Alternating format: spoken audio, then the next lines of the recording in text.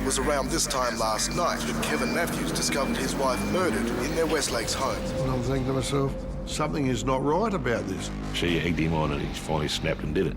To see all those stab wounds, you realise what terror that lady went through trying to survive. Fears began to grow for Mrs. McGlynn's safety when she failed to show up for a pre-booked bus tour. One day she was there, the next day she'd gone. She had a habit of picking the elderly and the vulnerable to line her own pocket. The most disturbing news came when body parts were found across the road. The first thing they said to me was, "Boss, we've got bodies." It blew into the single biggest case in South Australian history. Australia's worst serial killers. It was one of a kind. 3 men have been arrested over the multiple murders. They were psychopathic killers. Knives, handcuffs, rope and an electric shock device. You just can't imagine human beings could act in such a way. The pungent smell of decomposing meat. It has no equal. It is a landmark case of serial murder. It doesn't get any worse. And if it does, I don't want to see it. Not in my lifetime. Adelaide has had a very bad run of sex killings, kidnappings, and disappearances. She'd been strangled and dumped. The body count in Australia's worst serial killing has risen to 10. South Australia has a new chilling chapter. Most had been mutilated, their legs and feet cut off. People could just disappear off the streets.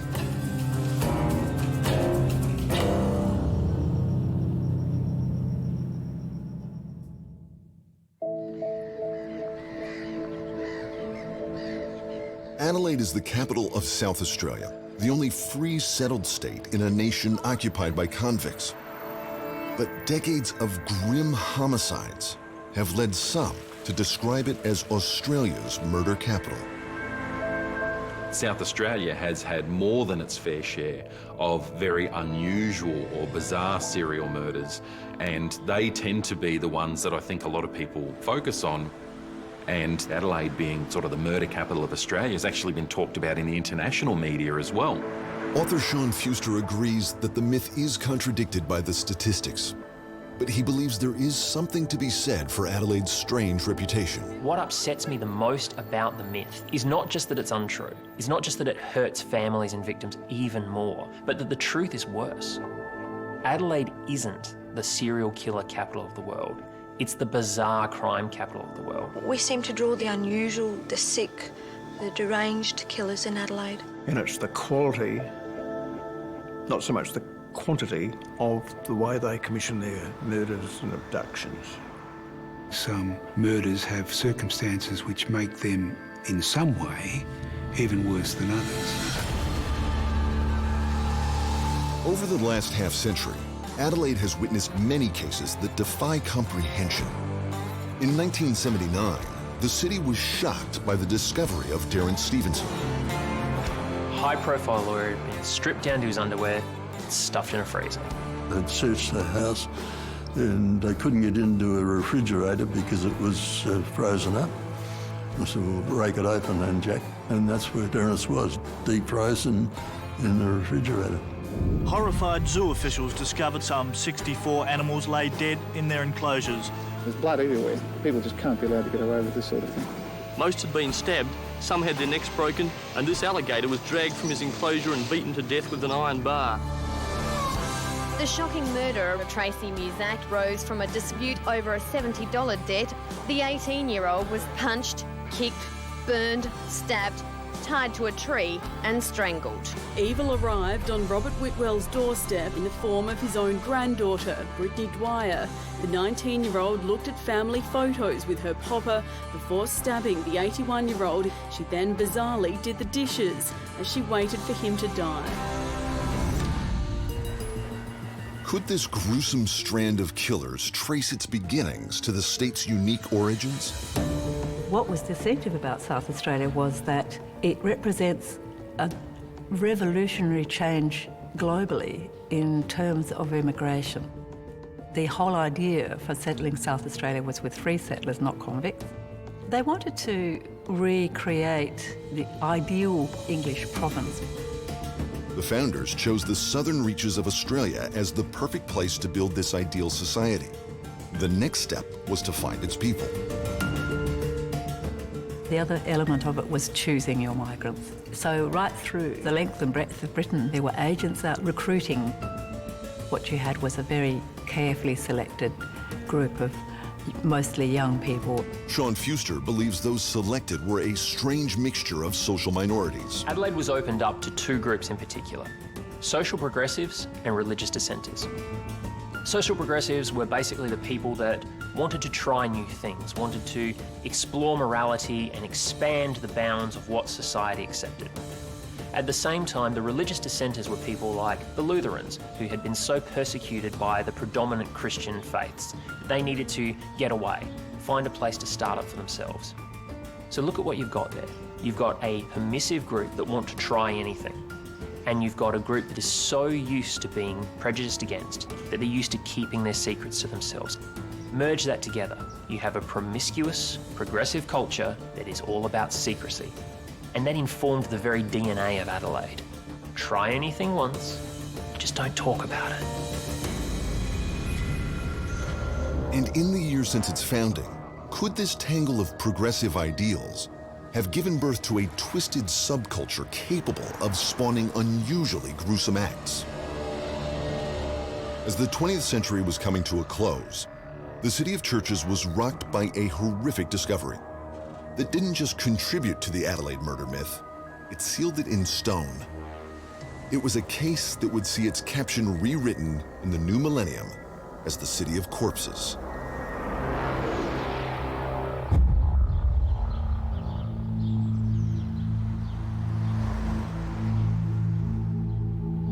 The northern suburbs of Adelaide are the home of the city's underclass. You've got a lower socioeconomic bracket out that way. You have housing trust houses, you have people receiving assistance. Opportunities are limited for those who live there. Some get by with government handouts, some turn to crime, and some just move on elsewhere. It began as the smallest of missing person cases. 22-year-old Clinton Trezise was reported missing on October 26, 1995. Nobody of great note. Not many friends, loner. Clinton Trezise had been on the books for some considerable time. We'd conducted national searches, quite extensive investigations, but couldn't solve it. The young man had not been heard from for 3 years, but in this part of Adelaide, that wasn't unusual. There were a number of cases that the missing persons staff, in their downtime, they could review those files and, where necessary, reinvestigate them. And when we had another look at Trezise, we found that he had an association with another person called Lane. Barry Lane was an older man who had previously been convicted for pedophilia. He had formed a friendship with the much younger Trezise years earlier. He was a good friend of Clinton says. They used to go out shopping together and that sort of thing. And Clint was handsome, very nice lad. He seemed very straight though. He didn't seem to be a homosexual. Sylvia Lane was also concerned that something strange was going on. He cried on my shoulder and said, "Mum, I'm scared." If investigators had concerns that Barry Lane was somehow involved in Trezise's disappearance, they weren't able to discuss it with him because Barry Lane had also been reported missing. We saw that Lane was drawing down on a disability pension. So then we set up some surveillance where this disability pension was being withdrawn from, and that's where we first identify a person called Wagner. 27-year-old Robert Wagner was linked to Lane. In fact, the two men had previously been in a relationship. This connection suggested the department was onto something.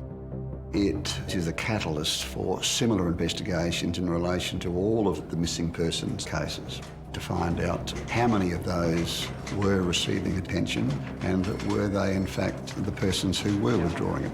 And we found on a number of occasions they weren't. Detectives discovered a similar situation occurring, not in Adelaide's northern suburbs, but almost 100 kilometers away at Murray Bridge. Suzanne Allen had gone missing in Adelaide 2 years earlier, but her Social Security account was still alive. With Susan Allen, we set up a similar surveillance technique, and we identified John Bunting as drawing on her pension. Before moving to Murray Bridge, former slaughterman John Bunting had been in a relationship with Suzanne Allen. He was also a known associate of Robert Wagner and Barry Lane. As the coincidences started piling up, yet another missing person report was filed. Police get a call. A woman's gone missing. What would have interested me, if I were the officers taking that call, is that it wasn't her husband that called in the missing persons report. It was someone else. By now, we were concerned that Elizabeth had met with foul play. Elizabeth Hayden had been reported missing by her brother in November 1998. The police found it surprising that Elizabeth's husband, Mark, hadn't filed a report. Suspicious, detectives took him in for questioning. Mark Hayden was interviewed in relation to the disappearance. Was he cooperative? He answered questions in relation to it, but the information that he gave was of very little assistance to us in discovering the whereabouts of Elizabeth. Hayden was also known to be friends with John Bunting and Robert Wagner. Investigators' concerns were escalating. Of further interest to them, Hayden's four-wheel drive had also vanished immediately following his wife's disappearance. That vehicle disappeared at the same time that Elizabeth Hayden had disappeared. So it was important that we tried to locate that vehicle. By now, we were concerned that Elizabeth had met with foul play. South Australian police had linked 4 missing people. There seemed to be a tragic pattern developing. Investigators quickly added a 5th name to this list, Ray Davies, a mentally handicapped man who had lived in the backyard of Susan Allen's house. It was at that stage that we declared these missing persons a major crime. They now had enough information to get approval to tap the phones of Bunting, Wagner, and Hayden. Mate, this is the voice of happiness. Yeah, we're on our way up there. Cool, just walk right in. Yeah, the machine is still set up, is it? Yep. The phone taps provided another clue, Snowtown. We learnt that Bunting and Wagner were in fact driving up to Snowtown. And that is the first time that Snowtown came into the investigation.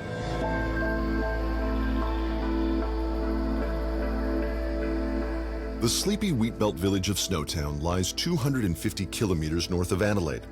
Founded in the late 1800s, there was nothing to distinguish it from dozens of country towns dotting the South Australian mid-north. When they drove into Snowtown, that was the first time that we saw this four-wheel drive that we'd been looking for all over Australia.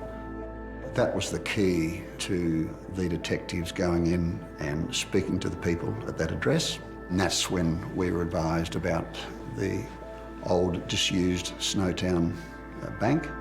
The disused office in the main street of Snowtown had recently been rented to Bunting. That took us over to the bank, and the detectives were able to manipulate the vault with some wire. When they opened the door of the vault, the smell of death hit them. The first thing they said to me was, boss, we've got bodies. In the vault, they found 6 barrels. Those 6 barrels contained the remains of 8 people. That was the first time that we realised that this was the evidence that we'd been seeking. What had started as a missing person search had ended in one of the most horrific crime scenes in South Australian history. Who were these people? Were they only people that we already knew about? Or in fact, were there other missing persons? When we finally identified the people, some of those people we didn't even know were missing, and in fact had never been reported missing, perhaps because nobody cared. Along with the remains of Elizabeth Hayden and Barry Lane, 6 more victims were identified. Their final resting place? Grim barrels in a disused bank vault. The finding of the bodies was the additional evidence that we needed. As the police arrested Bunting, Hayden, and Wagner, the media swooped on the story, and it was colossal. We had located the bodies and arrested the offenders before the media became aware of it. And that triggered an enormous media storm. I can vividly recall when the lid was lifted off the Snowtown murders case. Police told the media at a press conference the following morning. I think it was one of the biggest press conferences that I walked into, with 40 or 50 journalists and media from all over Australia. This is certainly one of the most complex, tragic and quite horrific matters that we've had to deal with. The story literally exploded. 8 dismembered bodies stuffed into barrels. 8 bodies were found in a disused bank vault at Snowtown. The disused bank where the decomposing bodies were found stored in 6 plastic drums. As far as a serial crime, this was the largest that we've had in Australia. 3 men have been arrested over the multiple murders. So far, they've only been charged with 1 count. There's only one word to describe how big the bodies in the barrels case was. Monstrously big. But this was a global phenomenon. I had a little over 500 calls from the media in the first week from all over the world. The disused bank vault at Snowtown housed most of the remains. 8 bodies were found stuffed into barrels, along with a disturbing collection of knives, handcuffs, rope, plastic gloves and an electric shock device. And it became the biggest serial murder investigation in Australia's modern history. Police continued their investigation, meticulously examining everything inside. Despite finding 8 victims, the case was far from over. Police still hadn't found 3 of the original missing persons: Suzanne Allen, Ray Davies, and the young Clinton Trezise. A highly skilled task force has been formed to further investigate what could be Australia's worst ever case of serial killings. Never before in the history of South Australia has the challenge been so great. This area of policing was in some ways uncharted water. Hundreds and hundreds of further inquiries, and that allowed us to gain further evidence. There were multiple crime scenes that had to be examined forensically. Excavations had to be conducted at a number of premises for more remains. We started to appreciate the enormity of the task and the complexity of it, and you get one chance to do it right. The South Australian Police quickly set up a task force. Meanwhile, the unrelenting media attention generated a tip-off from the public.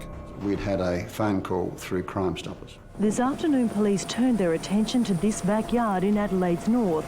The call basically said that we think that you better go out to Waterloo Corner Road and you'll find some bodies out there. The Housing Trust home was formerly rented by John Bunting, one of the 3 men accused of the killings. Started digging, and down about a metre we found in a number of plastic bags the remains of Susan Allen. Police investigating the bank vault mystery in South Australia have found more human remains in an Adelaide backyard. And down about 3 metres in an underground bunker that had been filled in, we found the remains of Ray Davies. With 10 bodies located so far, detectives are confident there's still one more murder victim yet to be found. Just where is the question? Tragically, that prediction was proved right when another killer appeared on the scene. Jamie Vlasakis, age 19, was the stepson of John Bunting, and he contacted police in the hope of striking a deal. It wasn't until Jamie made his disclosures and provided his statement that the full horror of the events started to unfold. Vlasakis confessed that he had been involved in the last 5 murders. As well as revealing dates and locations, he confirmed there were 2 more victims, including 19-year-old Clinton Trezise. Reported missing in 1995, Trezise had actually been bashed to death in John Bunting's living room in 1992. The death toll had now reached 12 people. It was the worst case of serial killing ever documented in Australia.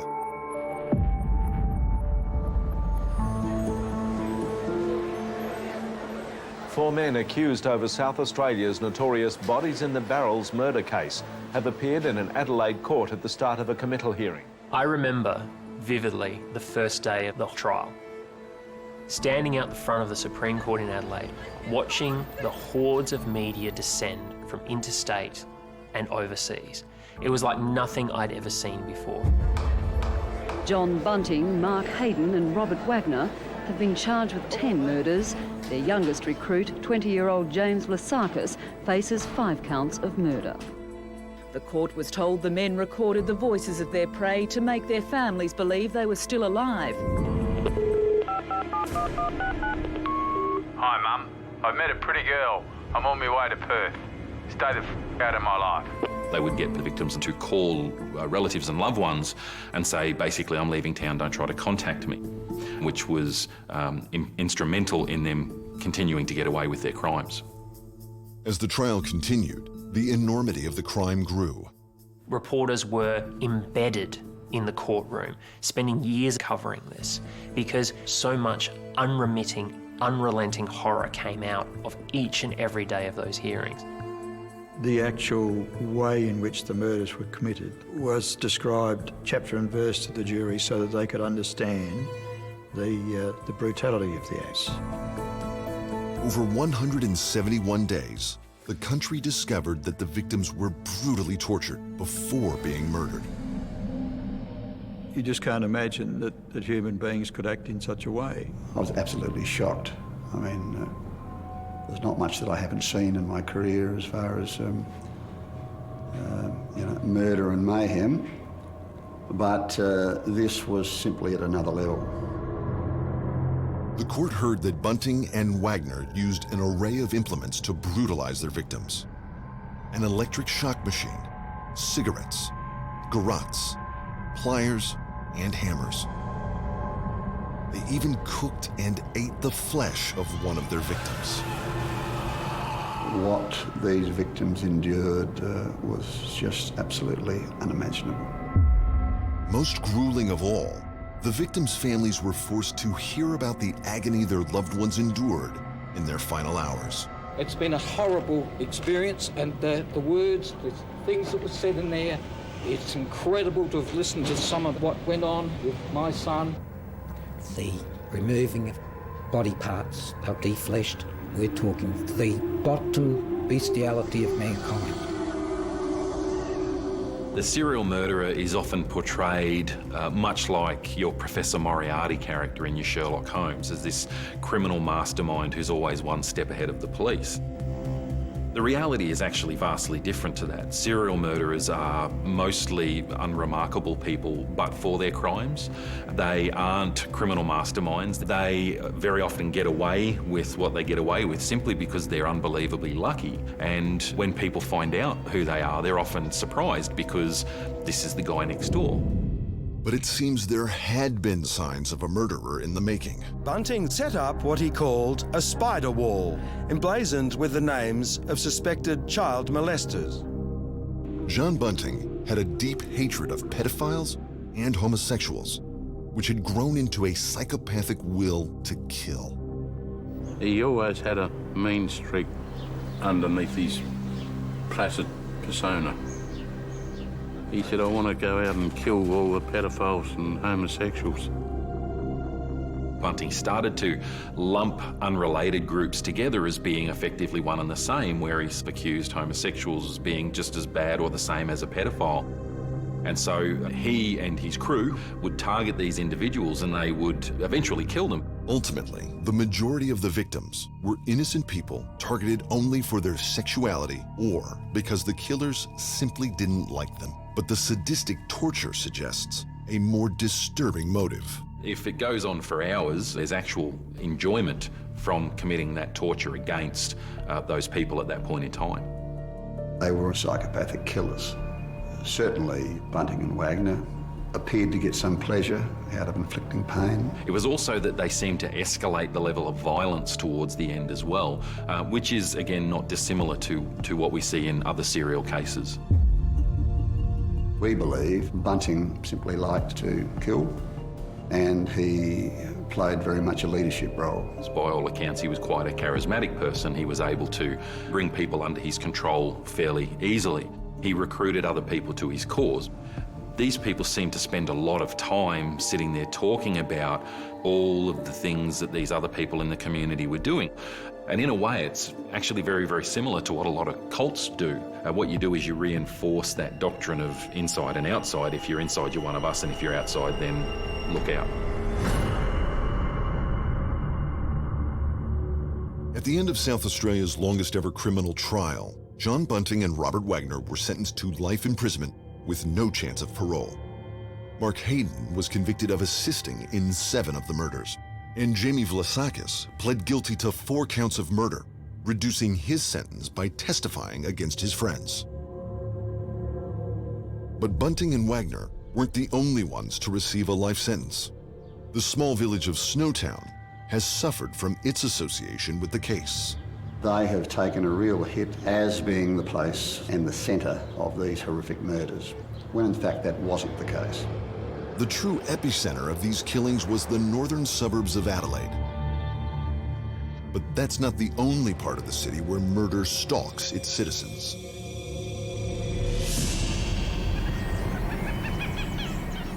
The family-friendly suburb of Westlakes is idyllic, which makes the savage knife-slaying of a mother of 3 seem all the more horrific. It was around this time last night that Kevin Matthews discovered his wife murdered in their Westlakes home. Despite efforts by her children to resuscitate her, she died soon afterward. 3 boys haven't got a mother. A lovely lady is deceased. If ever there was a senseless murder, this would be it. With large houses surrounded by water, the picture-perfect suburb of Westlakes is close to the city and only minutes from the Adelaide beaches. It appears to have everything going for it. No one could have foreseen the act of savagery that would rock the community to its core. It was around this time last night that Kevin Matthews rented 3 videos from the local store before returning home with his 3 sons to find Carolyn Matthews in the kitchen suffering multiple stab wounds. Despite efforts by her children to resuscitate her, she died soon afterward. While detectives aren't ruling out robbery, there's no evidence of a break-in. Carolyn Matthews had a small business making soft furnishings and was well known for her long-standing commitment to the local community, especially the Surf Lifesaving Club. A woman that nobody spoke to a bad word about. She was a lovely lady, by all accounts, and everyone ever spoke to her. The apparently random killing shocked Adelaide, and the city sadly watched a family mourn for their wife and mother. More than 400 family and friends gathered for the funeral at Port Adelaide this afternoon. Her husband Kevin helped carry the coffin past an honour guard. But the question on the minds of all those present is why Carolyn Matthews, a devoted wife and mother of 3, was so brutally murdered. Carolyn hadn't simply been murdered. She'd been savagely stabbed 7 times with a kitchen knife. And I can remember being at the post-mortem and seeing all these stab wounds and thinking, you poor woman, her last 20 minutes of life must have been absolute hell. And then you think of her young sons giving her CPR to try and save their mum, and she's got all these multiple stab wounds. It's just terrible. But something about the case unsettled investigators from the beginning. I get down there and get told this story how Dad takes the boys down to the video shop, then comes home and Mum's dead, and I'm thinking to myself, something is not right about this. There's more to this than meets the eye. That 20-minute window of opportunity just was very doubtful, very odd. So straight away it sets the alarm bells off. On the floor in the kitchen there was a footprint in the blood on the floor, and you took one look at it and you could see it was the sole of a military-style boot. This is going to be interesting, find that sole. Detectives would later discover the owner of the boot print 2 weeks later. A petty criminal named David Key. David Key got arrested on totally unrelated matters. I went out and saw him, and he's sitting on the floor of the cells, and I see he had military-style boots on. So I said, lift your feet up. And he lifted his feet up, and there were these soles. So we took his boots, took him to forensics, and they found Caroline Matthews' blood. Early this afternoon, police arrested a 26-year-old unemployed man from the northern suburbs and charged him with her murder. How do you explain having Caroline Matthews' blood on your boots and you don't live anywhere near him, you don't even know him? The truth about Key's involvement had begun unraveling just days after the murder, starting with a suspicion Carolyn Matthews had about her husband. Her friend Sharon Karma said in the weeks before her death, Carolyn would cry to her about her suspicions Kevin was having an affair. Kevin Matthews was in a sexual relationship with a woman by the name of Michelle Burgess. Michelle Burgess was married, but that hadn't stopped her from embarking on several relationships, one of which was an all-consuming extramarital affair with Kevin Matthews. You started checking around various hotels and motels and seeing their names. 9 o'clock in the morning, they're meeting in a motel room and they're there till midday. We'd put to him a number of times about his affair with Michelle, his romantic involvement, and he'd just deny that all the time. And, you'd think, Kevin, it's so blatantly obvious, why can't he admit having an affair doesn't mean you're a murderer? In most cases, that would be correct. But evidence had come to light that suggested the cheating couple wanted Carolyn out of the way. The woman came forward to say Michelle Burgess asking if she knew anybody that would kill somebody for money. The woman she knew, she asked that, and then the woman let us know.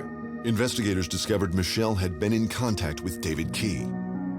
With this connection established, Burgess was arrested, and the investigators were confronted with a strange and telling request. Most people screamed for a lawyer, not Michelle Burgess. I want my mum and dad.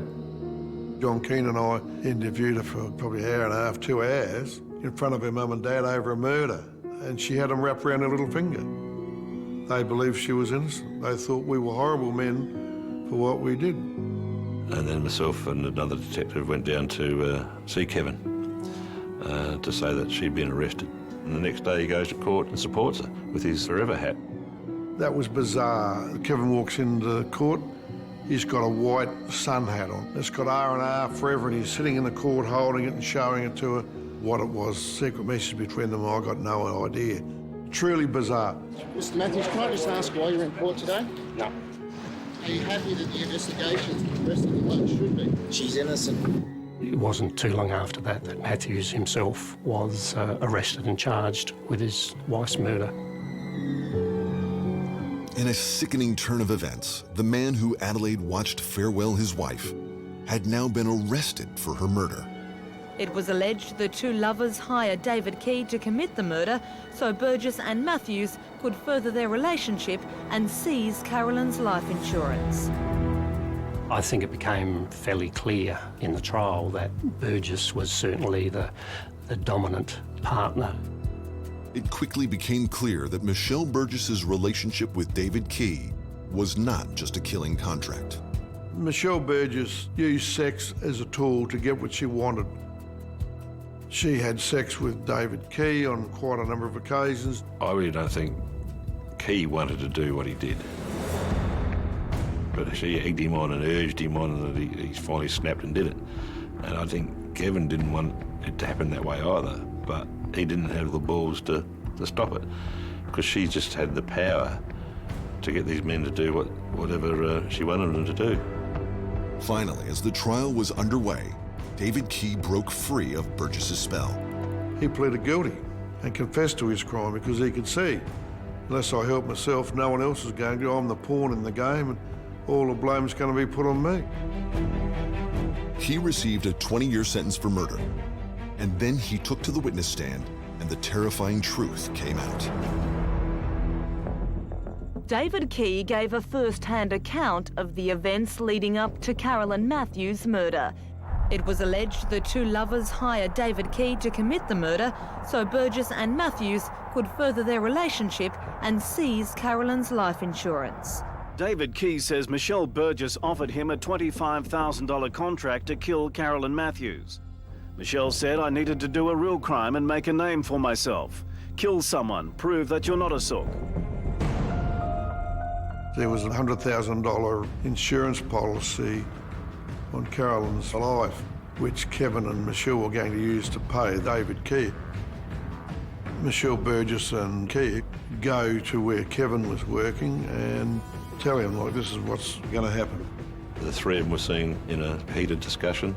Michelle said it's got to happen tonight. That's when Kevin arranged to pick up the boys. Matthews took his three boys at a pre-arranged time to the local video store. knows that David Key and Michelle are going to go into the house and confront Caroline. Caroline has come to the door and they've had an altercation there, and she's been forced back into the kitchen. Michelle's just egged Key on to do it. He says Burgess said, "Be a man, kill her, show me that you love me."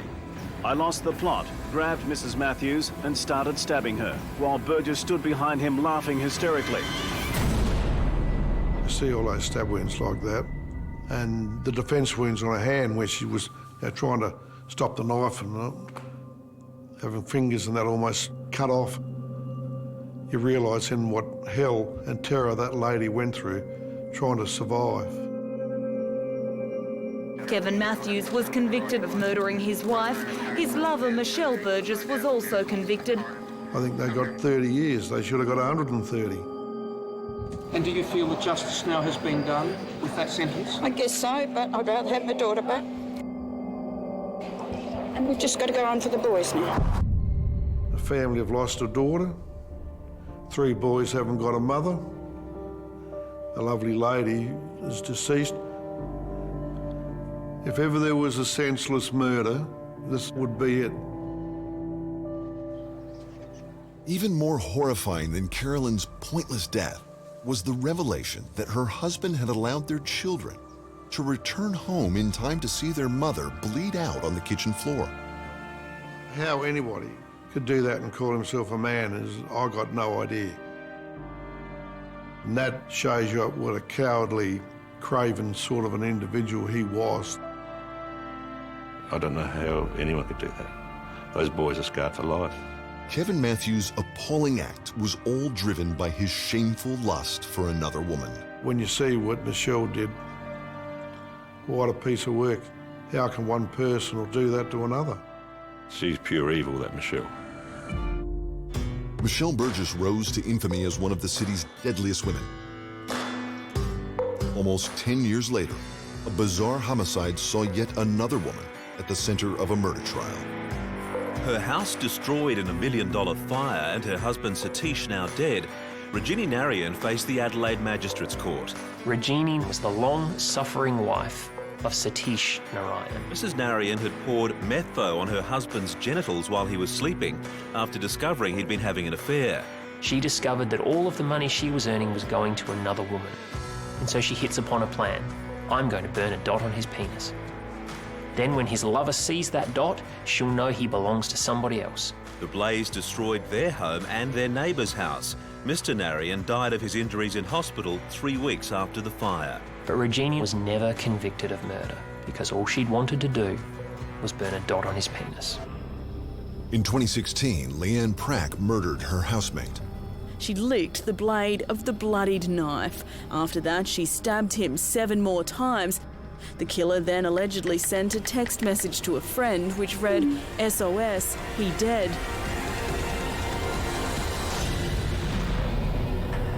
But no woman has become more synonymous with murder than Angelica Guevara. Some murders have circumstances which make them, in some way, even worse than others. I felt this was one of the worst that could be imagined. Fears began to grow for Mrs. McGlynn's safety when she failed to show up for a pre-booked bus tour. One day she was there, the next day she'd gone. It is extremely out of character for her not to have told somebody where she's going or what she's doing. We are urgently seeking the public's assistance to try and locate her. Vonne McGlynn was a lovely old lady that lived in suburban Adelaide and was known as the European wasp by her neighbours. Anytime there was a barbecue, Vonne would turn up. She didn't have much family of her own, and so all her neighbours became her surrogate family. The neighbour of Vonne McGlynn had seen some missing tiles on Vonne McGlynn's roof. Tiles that led to a manhole cover in the passage of Vonne McGlynn's house. Just days after Vonne's disappearance, police had an unusual suspect. Her name was Angelica Guevara, but what nobody really knew about Angelica was she was greedy. She'd already ripped off a couple of old people at the newsagent where she worked, going around to their houses and taking their social security checks out of their mailboxes. Guevara, in truth, was a fraudster. She had a habit of picking the elderly and the vulnerable to line her own pocket. Gavare had come under police suspicion by presenting Vonne McGlynn's bank card together with a forged power of attorney in an attempt to withdraw $2,000 from the deceased's account. When the police went to Gavare's house to question her, they found more than they expected. She had the deceased's passport, she had photographs of the deceased's family, a driver's license, and she even had a toaster oven, which she had taken from the house. Gavare had every excuse under the sun. Vonne McGlynn had gone away for a while. Why was I at the bank emptying her bank account? Well, she'd asked me to, because I do things for people like that. The young mother had an answer for every question. For several months, throughout hours of interrogation, Angelica Gavare succeeded in keeping whatever secrets she had hidden from police. She was the most manipulative interviewee that I have seen in many years of criminal law. She was skillful, she was flirting, while at the same time being confronted with evidence that damned her. But she had the strength to resist that, and she was able to do that for many, many hours. Whilst Gavare gave nothing away, her house told a different story. And as soon as we went in, the first thing that struck us was the overpowering stench that was in the garage. Police officers who were experienced at finding dead bodies were positive that this stench was coming from a rotting body. A thorough search of the property revealed no other evidence of a body, so police expanded the perimeter, and a short stroll away from the house, they learned the shocking truth. The most disturbing news came when body parts of the dismembered victim were found across the road from Gavare's home. Police made the discovery during an initial inspection of Christie Creek. The 83-year-old disappeared in December last year. The grisly find had confirmed the worst fears of the South Australian police. The woman so loved by her neighbors had been brutally murdered, callously dismembered, and dumped like rubbish. The investigators had the final piece of the puzzle. There was a lot of evidence that led us to bring murder charges against Gavare. You know who I am? You're under arrest for the murder of Vonne McGlynn. Okay, so you have to come with us. Come around here.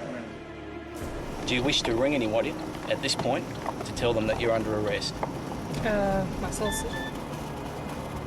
A mother of two has been remanded in custody over the murder of 84-year-old Vonne McGlynn. Angelica Gavare appeared in an Adelaide court yesterday. She was arrested after body parts were discovered 100 metres from her home. This is who did this? Police are seriously expecting us to believe that this good-looking suburban mother of two is a vicious dismemberment killer? What we couldn't see was underneath that. Greed and evil. As the trial unveiled the true horror of her actions, Gavare's behavior was extraordinary. As part of their case, prosecutors laid hours of videotaped interview on a screen just above the witness box. Gavare was watching herself intently. When the Angelica on screen said something clever, the Angelica in court reacted favourably to it. And when the Angelica on the screen cracked a joke, the Angelica in the courtroom laughed. She was an audience of one.